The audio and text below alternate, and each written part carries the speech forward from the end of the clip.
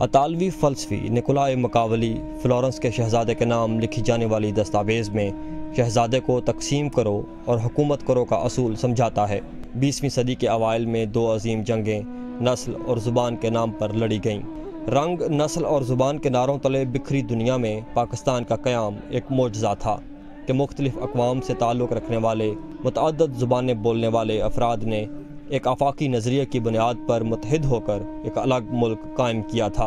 1971 के आते आते हुकूमत और ताकत के हसूल की ख्वाहिश ने ज़ुबान को बुनियाद बनाकर पाकिस्तान को दो टुकड़े कर दिया। तकसीम का अमल शुरू हो चुका था। बलूचिस्तान में फ़ौजी ऑपरेशन हुए तो तान 1987 कराची के लसानी फसादात पर टूटी। कराची के वसाइल पर कब्ज़े की जंग ने पंजाबी, सिंधी और पख्तून कौमियत की चादर ओढ़ ली। 19 जून 1992 से 16 अगस्त 1994 तक ऑपरेशन ब्लू फॉक्स ने क्या नताइज हासिल हुए ये तो मौर्रख ही लिखेगा। 21वीं सदी में पख्तून हज़ारा लड़ाई फ़िरका वारियत का लबादा ओढ़कर खून की होली खेलने लगी। तकसीम दर तकसीम का यह अमल सूबों से निकलकर मुल्क की मारूफ जामियात तक आन पहुँचा है। पंजाब यूनिवर्सिटी लाहौर हो या कायद आज़म यूनिवर्सिटी इस्लामाबाद, लसानियत और कौमियत का तासुब सेकुलरिज्म के मुबल्लिगीन का मुँह चढ़ा रहा है। मजहबी इंतहा पसंदी को फसाद की जड़ करार देने वालों ने रंग, नस्ल और ज़ुबान के बुत तराशे और अब ये बुत ताज़ा जवान लहू की भेंट मांग रहे हैं। लसानी तासुब परस्त पाकिस्तान की जामियात में रियासत के अंदर रियासत बना रहे हैं। क्या इन नस्ल परस्तों के ख़िलाफ़ भी लाल मस्जिद की तरह ऑपरेशन किया जाएगा?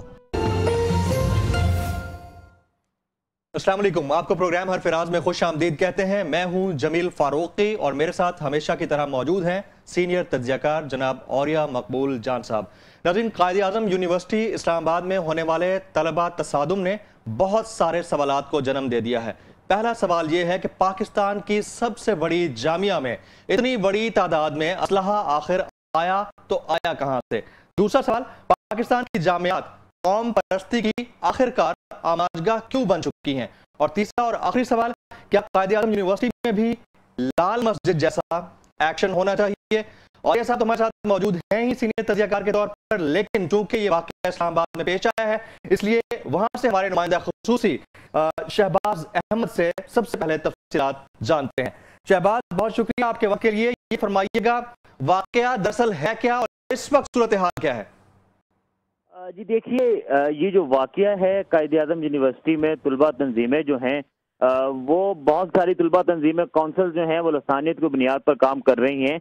ख़ास तौर पर हम देखते हैं कि पश्तून स्टूडेंट्स हैं, बलोच स्टूडेंट्स हैं, सिंधी स्टूडेंट्स, ये कौंसल्स इनकी बनाई हुई है और इनको जो है सियासतदान सपोर्ट करते हैं।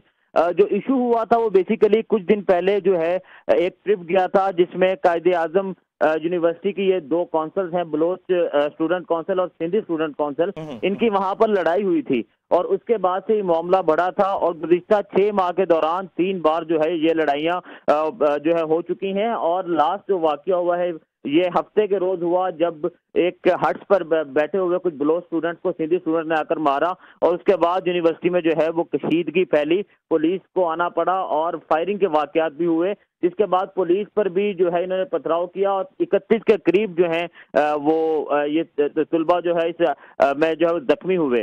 ताहम उसके बाद यूनिवर्सिटी इंतजामिया ने जो एक नोटिफिकेशन जारी किया कि टिल फर्दर ऑर्डर्स जो है वो ये यूनिवर्सिटी को बंद रखा जाएगा और वो जो है उसका अमन व अमान की सूरत हाल पर जो है तमाम तर जो है मुनसर किया गया और जो हॉस्टल से यूनिवर्सिटी के जहाँ पर जो है वो तलबा ज़ेरे तालीम थे उनको फौरी तौर पर खाली करा लिया गया और 2-3 जो है तीन तलबा थे जिनको जो है वो हिरासत में लिया गया और उनके खिलाफ 2 मुख्तलिफ FIR की गई हैं जिसमें इक़दाम कत्ल, हंगामा राई, तोड़ फोड़ के वाक़यात जो है वो दर्ज हैं।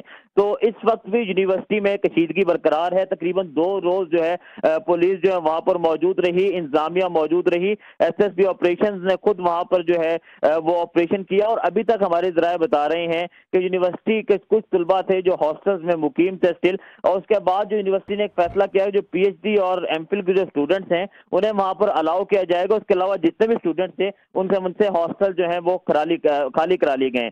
तो इस वक्त आज यूनिवर्सिटी में जो आज की सिचुएशन आप, क्योंकि वीक का आज फर्स्ट डे था, यूनिवर्सिटी में जो फैकल्टी मौजूद रही है, इंतजामिया मौजूद रही है, लेकिन किसी किस्म की कोई क्लासेज जो यूनिवर्सिटीज में नहीं हुई। और ये अभी तक यूनिवर्सिटी का ये फैसला है कि जब तक अमन व अमान की सूरत हाल जो है वो बरकरार नहीं होती, यूनिवर्सिटी में किसी किस्म की जो है वो क्लास नहीं होगी।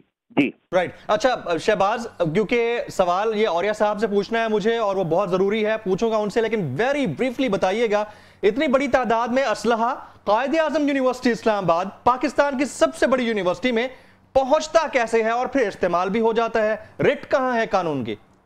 जी देखिए, ये एक बड़ा सवालिया निशान है ना सिर्फ कायद-ए-आज़म यूनिवर्सिटी की इंतजामिया के लिए, बल्कि वहां पर कानून नाफिज करने वाले इदारों के लिए भी। क्योंकि आपको एक मजे की बात मैं ये बताऊंगा, कायद-ए-आज़म यूनिवर्सिटी का जो अपना रकबा है, हम बहुत अरसे सुन रहे हैं कि उसके रकबे पर भी जो है मकामी लोगों ने कब्जा किया हुआ है और मंशियात वहां पर बिल्कुल अहम है। तकरीबन 1900 एकड़ जो है कायद-ए-आज़म यूनिवर्सिटी का रकबा है, इसमें 200 एकड़ पर तो कब्जा किया हुआ है और बड़े बड़े सियासतदानों के नाम आते हैं। जिस तरह मैंने जिक्र किया कि यहाँ पर लसानियत की बुनियादों पर मुख्तलिफ कौंसल्स हैं, तो वो उन कौंसल्स को बड़े बड़े सियासतदान जो है वो सपोर्ट करते हैं। हमने खुद देखा है कि सिंधी कौंसल्स को बड़ी बड़ी सियासी जमातों के लोग आकर उनके एहतजाज में उनके बैठते रहे, बलोच कौंसल सपोर्ट करते रहे। तो बड़ी वजह यही है कि उनकी वजह से और मकामी अफराद की वजह से यहाँ पर ना सिर्फ असला आता है बल्कि मंशियात भी यहाँ पर आम हो गई है। और बड़ी तादाद में ANF ने रिपोर्ट की है कि अभी तक मंशियात और असला जो है यहाँ पर मौजूद है और मुल्क की नंबर 1 टॉप यूनिवर्सिटी जो है। ठीक है शहबाज अहमद, आपने बड़ा तफसीली हमें बताया है, बहुत शुक्रिया आपका।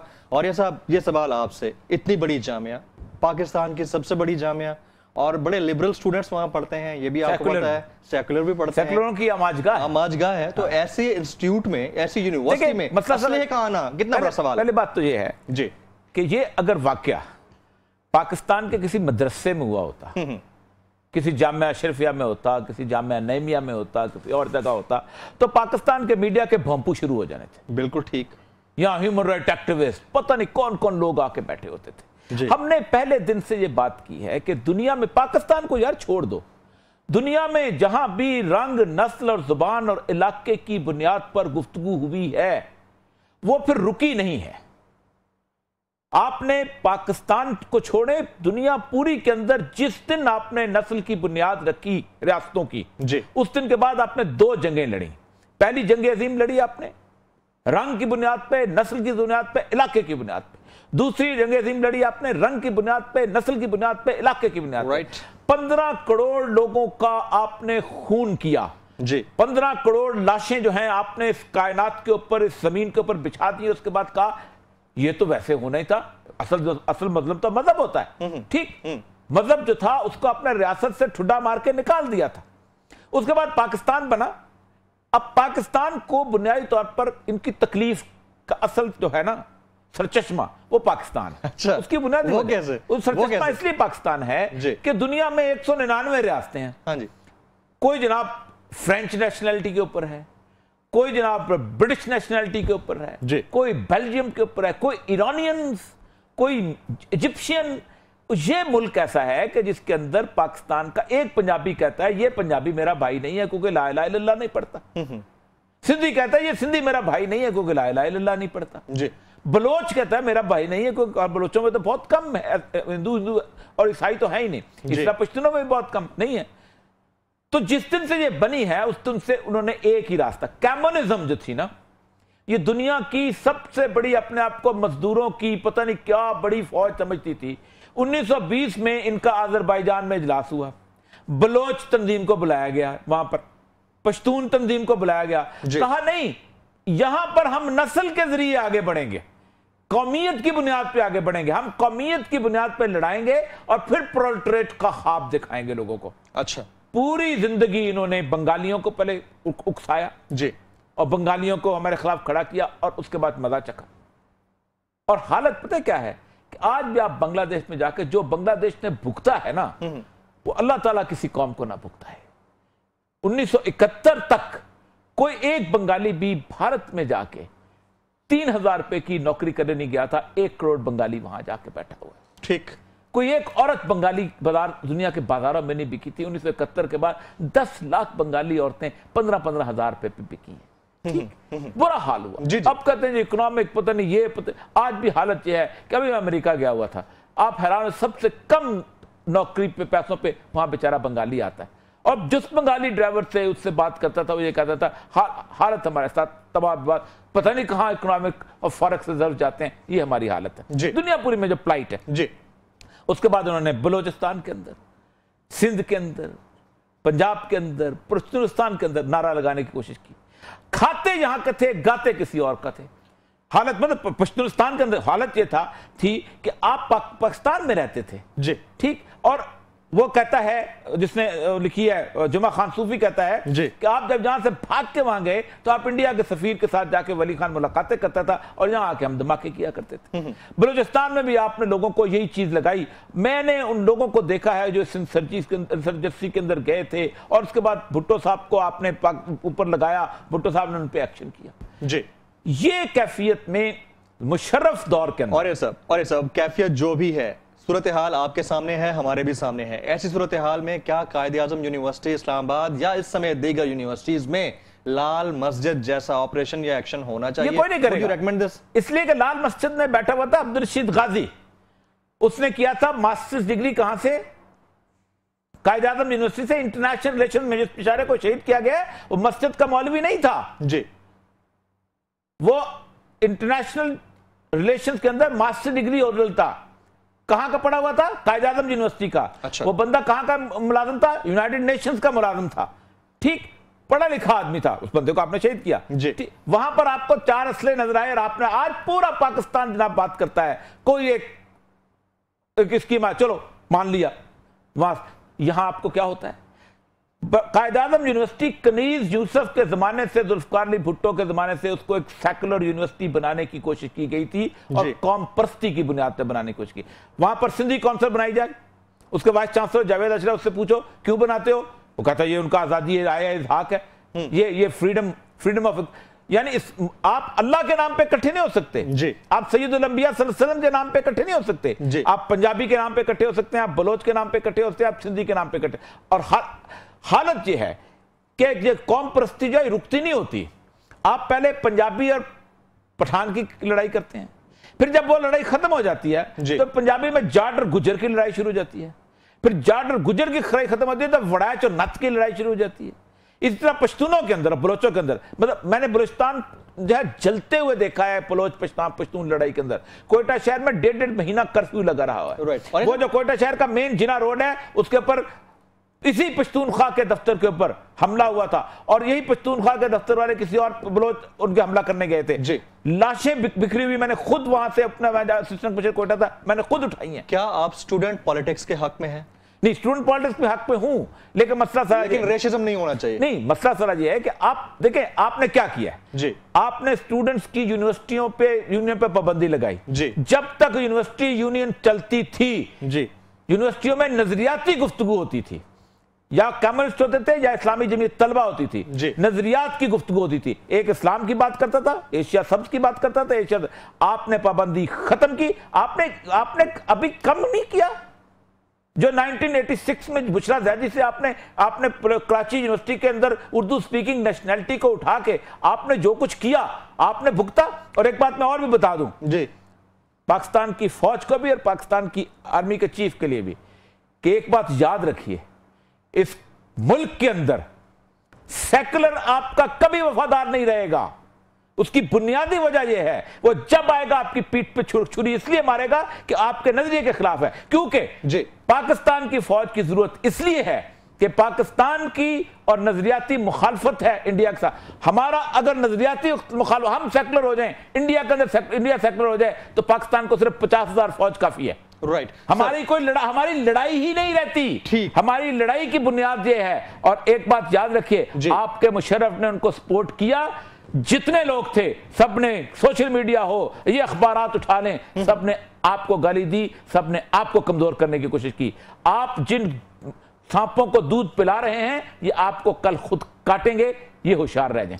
यूनिवर्सिटियों में लाया जाने वाला असलहा और तलबा की जानिब से वही चलाया जाने वाला असलहा, क्या ऑपरेशन रद्दुल फसाद या दीगर तमाम ऑपरेशंस की जद में या जुमरे में नहीं आता? इसलिए वजह यह आता है फिर आधा एक्शन करें ना, खामोशी क्यों? मैं कहता हूं करें एक्शन। जिस दिन आपने ये बैलेंस एक्शन शुरू कर दिया, जिस दिन आपने उस यूनिवर्सिटी के अंदर उस जगह पे जो लोग इस तरह की मसाइल पैदा करते हैं, जो नस्ल की बुनियाद पर कत्ल करते हैं, असला लेके आते हैं, उस दिन लोग आपको मुनसिफ मान जाएंगे जी। लेकिन आप नहीं बनना चाहते ना। और सबसे बड़ी बात, पाकिस्तान का मीडिया जी, पाकिस्तान का मीडिया जो है ये मोमबत्ती माफिया से भी ऊपर का मीडिया है। इनको सिर्फ एक चीज है, और मैं हमेशा कहता हूं कि पाकिस्तान का सेकुलर मीडिया हो या पाकिस्तान का सेकुलर हो, ये मुसलमान दुश्मन है, ये सेकुलर नहीं है। इनको दिवाली अच्छी लगती है, इनको होली अच्छी लगती है, इनको क्रिसमस अच्छा लगता है, इनको ईद बुरी लगती है, इनको कुर्बानी बुरी लगती है, इनको इस्लाम की टोपी बुरी लगती है, इनको मौलवी की दाढ़ी बुरी लगती है, इनको रबाई की टोपी, इनको जू की दाढ़ी बुरी लगती। ये मुसलमान दुश्मन है, ये मुसलमान दुश्मन है, ये सेकुलर नहीं है। Right, your point has been taken. नाज़रीन, यहाँ वक्त हुआ एक ब्रेक का। ब्रेक के बाद जब वापस आएंगे तो हम बात करेंगे अमेरिकी सदर डोनाल्ड ट्रंप के दौरे सऊदीया और पाकिस्तान की खारजा पॉलिसी की। एक ब्रेक के बाद।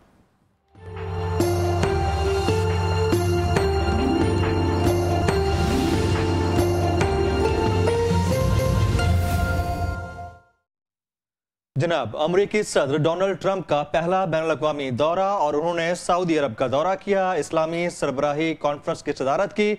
और इस सदारत के दौरान उन्होंने जब खिताब किया है तो खिताब में Bharat, Buenos Aires, Europe, France, London, America, इन सब ममालिक का तज़किरा किया और कहा कि ये सब दहशतगर्दी का शिकार हैं। इस मौके पर उन्होंने भारत की भी तारीफ की, लेकिन पाकिस्तान जिसने एक अरसे से दहशतगर्दी के खिलाफ जंग का बीड़ा उठा रखा है, पाकिस्तान का नाम तक नहीं लिया। क्या यह खारजी सतह पर पाकिस्तान का डिप्लोमेटिक फेलियर है या नहीं है? बात करेंगे औरिया साहब से। औरिया साहब से कहते हैं मरे थे जिनके लिए वो रहे वजू करते, जनाजा उठ गया कांधे पे खैर के अपना, मरे थे जिनके लिए वो रहे वजू करते। पहली बात तो यह है कि ये सऊदी अरब का दौरा नहीं था, ये बेसिकली ट्रंप का पहला दौरा है जी। ट्रंप अपनी फर्स्ट किसी बाहर उसकी विजिट है पूरी जी, जी। जब अब तब से वो आया जी। ये मिडिल ईस्ट का बेसिकली मिडिल ईस्ट पॉलिटिक्स का मौका है। ठीक है, आपको याद है कि हम बहुत अरसे से एक बहुत बड़ी जंग की पेशगोई कर रहे हैं, और पेशगोई जो है वो इस बुनियाद पे नहीं कर रहे कि दुनिया के हालात जो है इस तरह बदलते चले जा रहे हैं और हो रहे हैं। उसकी एक बुनियादी वजह यह है कि सैयदुल अंबिया सल्लल्लाहु अलैहि वसल्लम ने इस खित्ते के अंदर एक बहुत बड़ी जंग के बारे में पेशगोई की। ये मेरा कमाल नहीं है, रसूल अकरम सल्लल्लाहु अलैहि वसल्लम ने उस पेशगोई को बताया और उसकी बाकायदा अलामतें बताई जो कि चलनी शुरू। आप सल्लल्लाहु अलैहि वसल्लम ने बताया कि फुरात के किनारे जी एक सोने का पहाड़ बरामद होगा, और उस पहाड़ के ऊपर जब लड़ाई शुरू हो गई तो 100 में से 99 लोग मारे जाएंगे। ये पहाड़ ये क्रूड ऑयल की तरफ निशाना, मैं बताता हूँ आपको। अच्छा, असल मसला यह है कि जब शुरू में 1945 में पहला ब्रिटेन वुड एग्रीमेंट हुआ, ये कागज तो कोई चीज नहीं होती ना जी जी। तो उन्होंने कहा कि हम कागज के नोट जो है पूरी दुनिया के अंदर राज करते हैं। उसके पहले सोने का सिक्का होता है या चांदी का सिक्का होता था जी, और वो जो सोने के उसके मुकाबले में इक्विवेलेंट सोना जो है वो रखेंगे हम रिजर्व के तौर पर। जितना सोना होगा उतना ही आप नोट जारी करेंगे जी।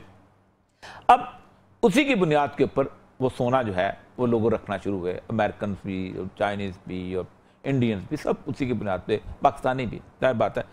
लेकिन अमेरिका करता ये था कि वो डॉलर ज्यादा छापता था और ये कम छापता था, अपना नोट सोना कम रखता था। अच्छा, इस दौरान अचानक 71 में फ्रांस के $2 बिलियन थे पड़े हुए अमेरिका के पास, तो फ्रांस का सदर डिगॉल जो है वो निक्सन के पास चला गया और उसने कहा मेरे सोना मुझे दे दो, क्योंकि तुमने सोना कहा था। उन्होंने कहा सोना, ये तो हमने प्रॉमिस जो है इसलिए तो नहीं किया था कि हमको सोना दे दें।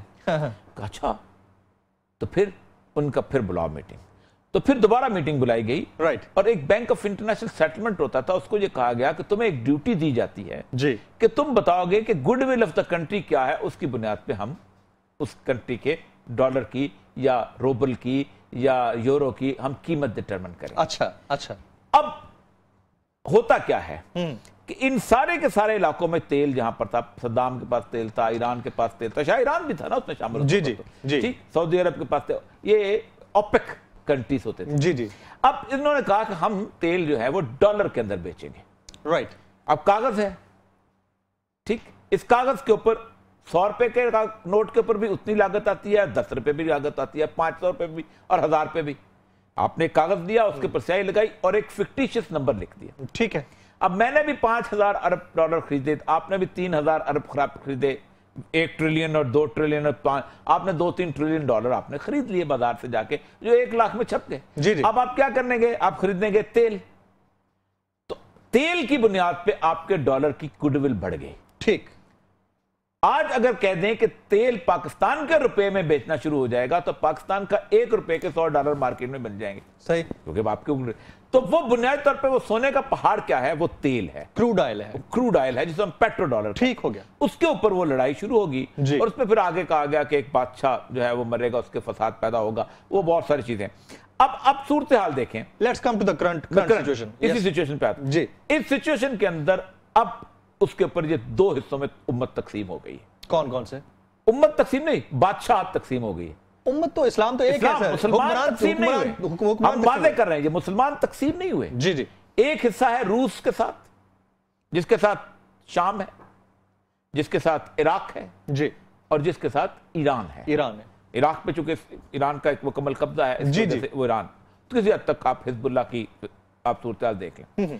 दूसरे हिस्से के साथ बाकी मुल्क है, बाकी मुल्कों के बादशाह हैं, मुल्क नहीं है, उम्मत मुस्लिमा नहीं है, आप हुक्मरान है। उसने अब क्या हुआ? जब ये लड़ाई इन्होंने छेड़ दी जी, छेड़ी किसने?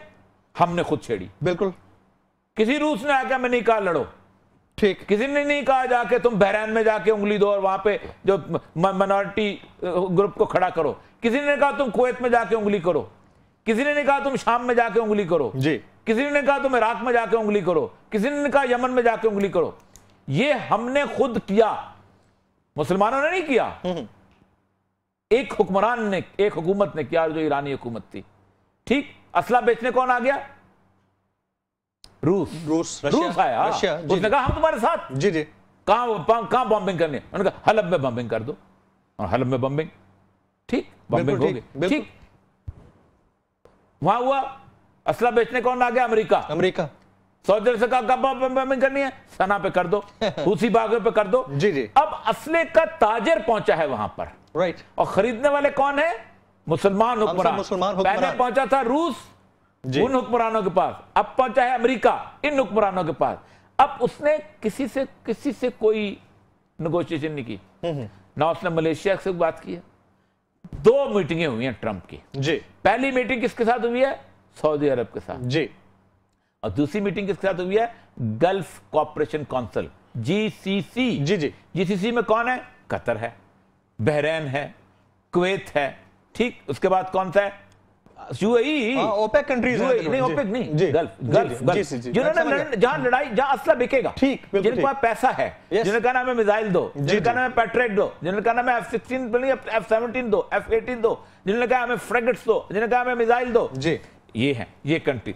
अब इन दोनों की यहां बिकेगा असला और वहां पर वो, और खुश कौन होगा? इजराइल। जंग किसने शुरू की? दोनों ने जी, ईरान ने और सऊदी अरब ने जी। दोनों मुसलमान उम्मत के नुमाइंदे नहीं हैं। हम ये बार बार कह रहे हैं कि दोनों हुक्मरान हैं और दोनों इस उम्मत को लड़ा रहे हैं। और इस उम्मत का जो बेवकूफ मौलवी है, वो मौलवी उनको कहता है तुम हरम की हिफाजत के लिए जाओ, और वो मौलवी उनको कहता है कि तुम मकामात मुकद्दसा की हजरत ज़ैनब के मदार। तो ये लड़ाई 2 गासिब हुक्मरानों के दरमियान है, 2 गासिब हुक्मरानों के दरमियान है, 2 ऐसे लोगों के दरमियान है कि जो उम्मत में फसाद पैदा करना चाहते हैं। और आप अंदाजा करें, एक तरफ से यूथ मुसलमान यहां से लड़ने के लिए जा रही है, दूसरी तरफ ईरान के लिए भी जा रही है, ज़ैनब यून जा रही है, इधर से भी जा रही है, अलकायदा जा रही है।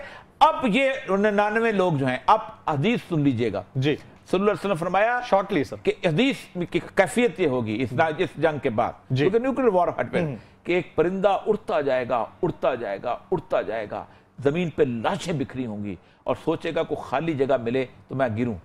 अचानक उसको खाली जगह नहीं मिलेगी, थक कर लाश के ऊपर गिरेगा। अच्छा, हम इस हालत पे पहुंचने वाले हैं।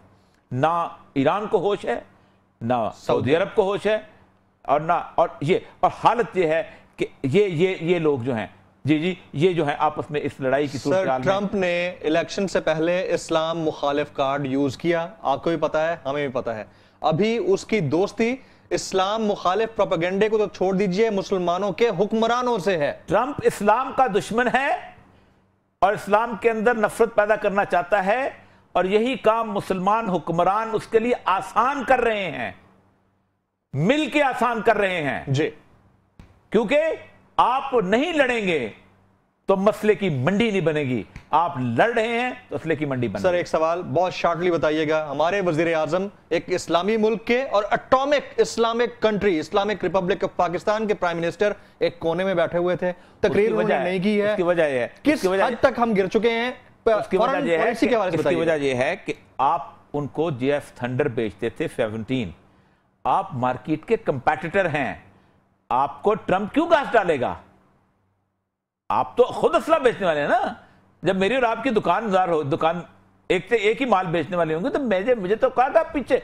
इसका मतलब हमें अपने कुव्वत बाजू का अंदाजा नहीं है, हमें बिल्कुल अंदाजा नहीं है, ना हमें अपने न्यूक्लियर पावर होने का अंदाजा है जी, ना हमें अपनी जो आर्म सप्लाई का हमारे जो है खुसूसन हमारी एयरफोर्स की जो कैपेबिलिटी है, हमें उसका अंदाजा नहीं है। राइट। हमारे ऊपर ऐसे लोग बैठे हुए हैं जिनको पता ही नहीं कि पाकिस्तान कौम की हैसियत है। Absolutely right. नाज़रीन, यह वक्त हुआ एक ब्रेक का। ब्रेक के बाद जब वापस आएंगे तो हम बात करेंगे जेआईटी और जेआईटी की रिपोर्ट की। पनामा के मामले पर जेआईटी ने अपना काम शुरू किया और पहली रिपोर्ट सुप्रीम कोर्ट में पेश की। मामला क्या रहा, एक ब्रेक के बाद।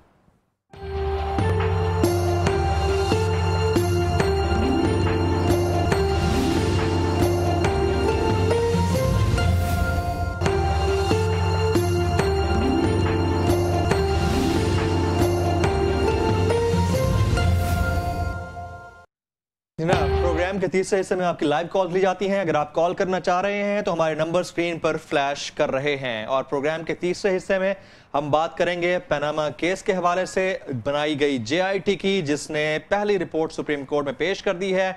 औरिया साहब से जानते हैं। औरिया साहब, वजीर आजम पाकिस्तान मियां नवाज शरीफ 6 घंटे तक तैयारे में तकरीर यानी खिताब तैयार करते रहे और वहां पर उनको मौका ही नहीं मिला।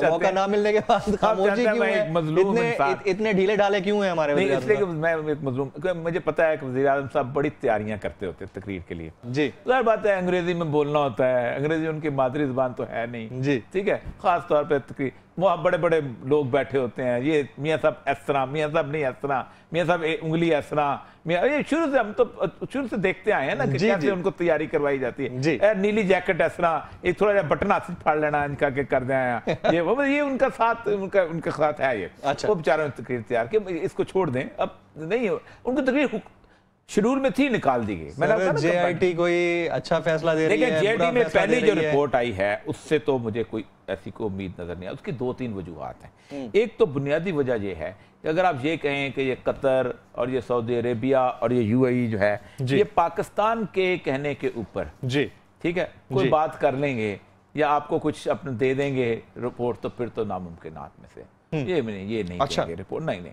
ये बिल्कुल नहीं देंगे। और आप कतरी शहजादा आपके कहने पे आ जाएगा।